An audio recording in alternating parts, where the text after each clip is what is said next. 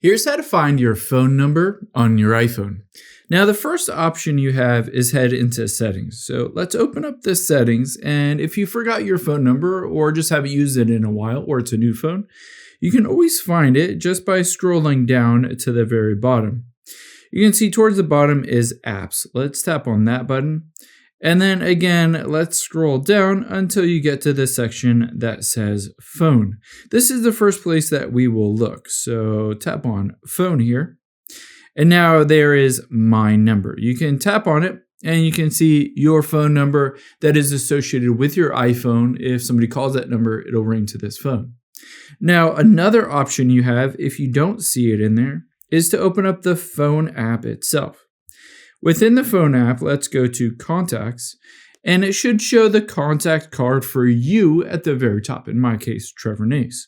I can tap on it, and now there is that phone number that is associated with my phone number account.